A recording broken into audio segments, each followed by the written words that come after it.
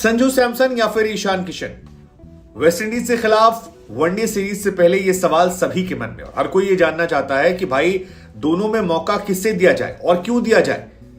उस ईशान किशन को दिया जाए जिन्होंने टेस्ट मैचेस में अभी हाल फिलहाल में 50 रन ठोके हैं 33 बॉलों में तेज तर्रार अंदाज में, जो टीम के साथ लगातार बने रहे हैं, जिनके बारे में कहा जाता है कि वो सभी के फेवरेट हैं टीम में जितने सीनियर खिलाड़ी हैं, या फिर वो संजू सैमसन जिनके बारे में कहते हैं कि ना प्यार है ना टैटू है ना कोई कूल स्टाइल है, लेकिन हाँ एक फैन फॉलोइंग है जो उनको मानती है और ये मानती है कि अगर मौका मिला तो वो बहुत बड़े एसेट है। उन ईशान किशन को मौका मिले जिन्होंने वनडे में दोहरा मारा लेकिन फिर भी बाहर बैठने का मौका मिला, या उस संजू सैमसन को जिसके बारे में अजय जडेजा भी हाल फिलहाल में कह रहे थे कि भाई T20 से आपने इसलिए बाहर किया क्योंकि आपने कहा कि सूर्या या बाकी बल्लेबाज जो हैं वो T20 स्पेशलिस्ट है, संजू ने वनडे में अच्छा किया। और अब जब वनडे में संजू का एवरेज बेस्ट है सारे खिलाड़ियों में, जितने भी टीम इंडिया में खिलाड़ी हैं सबसे ज्यादा एवरेज उनका है, तो क्या उनसे उनका हक आप छीनेंगे? और अगर छीनेंगे तो क्या यह जायज है? या फिर उस ईशान किशन से छीनेंगे जिसको आपने बाहर बिठा रखा था ताकि शुभमन गिल या बाकी सबको मौका मिले? लेफ्ट राइट कॉम्बिनेशन का भी सवाल है। ईशान लेफ्टी खेलते हैं, टीम में लेफ्ट हैंड बैट्समैन है ही नहीं, जबकि संजू मिडिल ऑर्डर में ताकत देते हैं, जो बहुत बड़ी कमजोरी है टीम इंडिया की। अब संजू और ईशान जो है दोनों अपनी अपनी जगह अच्छे हैं, दोनों अच्छे कीपर भी हैं। ऐसा नहीं कि ईशान 19 कीपिंग करते हैं, संजू बहुत ज्यादा अलग है बल्लेबाजी में उनसे। अगर आप कीपिंग की बात करेंगे तो 11 मैचेस खेले संजू सैमसन ने वनडे में, 14 मैचेस खेले हैं ईशान किशन ने। संजू ने 7 कैचेस पकड़े हैं, 2 स्टंपिंग की है। ईशान किशन की बात की जाए तो 5 कैच पकड़े, 2 स्टंपिंग की है।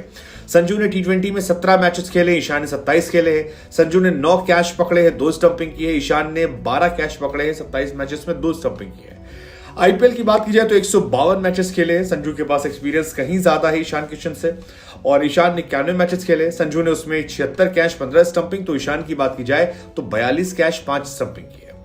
लेकिन संजू के साथ जो एडवांटेज जाता है वो ये है कि वो एक्सपीरियंस खिलाड़ी है, उनके पास एक्सपीरियंस ज्यादा है, बीते कई सालों से टीम इंडिया के दौरे में शामिल रहे हैं, इन है आउट हुए हैं, कैप्टन रहे हैं आईपीएल में, लगातार उनकी टीम ने अच्छा किया है। और एक जो उनके साथ प्रॉब्लम है वो है कि इनकंसिस्टेंसी, प्रदर्शन में निरंतरता नहीं है। कभी टीम में आते हैं, कभी बाहर हो जाते हैं, कभी बल्लेबाजी के चलते नहीं खिलाता तो कभी उनको चोट के चलते बाहर बैठना पड़ता है, तो ये एक बड़ी वजह है।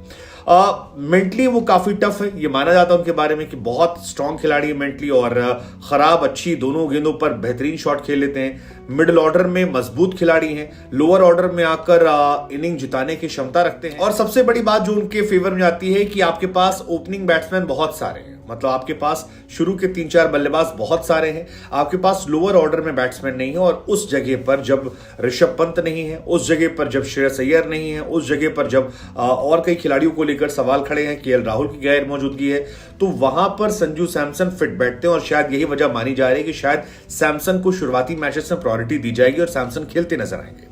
सैमसन ने फिलहाल 11 मैचेस में 330 रन बनाए हैं, 7 कैचेस 2 स्टंपिंग पकड़े हैं, ये उनका ओवरऑल परफॉर्मेंस है। लेकिन वही जो इनकंसिस्टेंसी है वो उनके लिए हमेशा घातक रही है। वनडे फॉर्मेट के हिसाब से संजू अच्छे हैं क्योंकि स्ट्राइक रोटेट करना आते हैं, धैर्य के साथ बैटिंग करते हैं और आसानी से विकेट नहीं गंवाते। और सबसे बड़ी बात है फुल टाइम विकेट कीपर है, ये उनकी सबसे बड़ी स्ट्रेंथ है। और शायद इस वजह से मौका जो है उनको शुरुआती मैचेस में मिल जाए। लेकिन वीकनेस क्या है, बड़े टूर्नामेंट्स का उनको अनुभव नहीं है। वर्ल्ड कप से पहले उनको देखा जाएगा, फिटनेस उस लेवल की नहीं है जितना सवाल खड़ा होता है, इंजरी की चांसेस ज्यादा हैं। और ये कहा जाता है कि 10 पारियों में 250 उन्होंने मारी है। अगर आप उनके वनडे करियर की बात करेंगे तो 11 मैचेस में 330 रन है, जिसमें 66 का एवरेज है, लेकिन केवल 2 अर्धशतक है, ये एक उनके साथ डिसएडवांटेज है। आईपीएल में 17 मैचेस में 152 मैचेस में तकरीबन 4000 रन है, 29 का ही एवरेज है, और 3 शतक और 20 अर्धशतक उनके नाम है।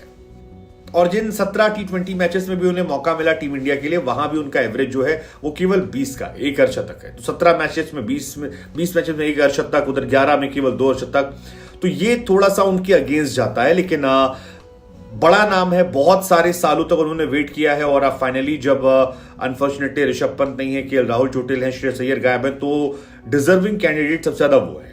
अब ईशान किशन की बात की जाए तो ईशान किशन ने वनडे क्रिकेट में दोहरा शतक मारा था, और उसके बाद ऐसा लगा था कि शायद अब कोई दूर दूर तक नहीं है। लेकिन फिर शुभमन गिल को मौका दिया टीम इंडिया कैप्टन रोहित ने, और शुभमन आए, शुभमन फिर 2 शतक मारे, और उसके बाद ईशान बाहर बैठे रहे। ईशान के साथ भी प्रॉब्लम वही है कि चल गए तो चांद तक, नहीं तो शाम तक, इनकंसिस्टेंट है।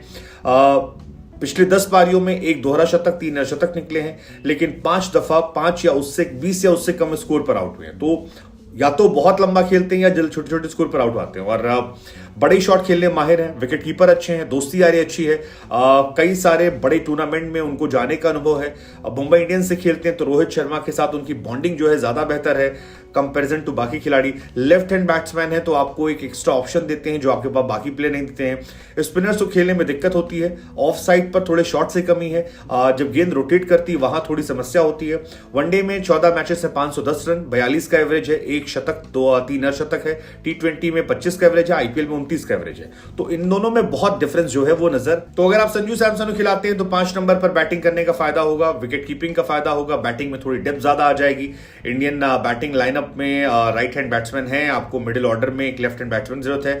सैमसंग के खिलाफ ये बात जाती है कि अगर एक लेफ्ट हैंड बैट्समैन खिलाना है तो आप ईशान की तरफ देख सकते हैं। ईशान को मौका है तो ऊपर टॉप ऑर्डर में एक लेफ्ट हैंड बैट्समैन आ जाएगा जो तेज तरह शॉट खेलेगा और अकेले मैच जिता सकते हैं। जिस मैच में चलेंगे उसमें अकेले जिताएंगे।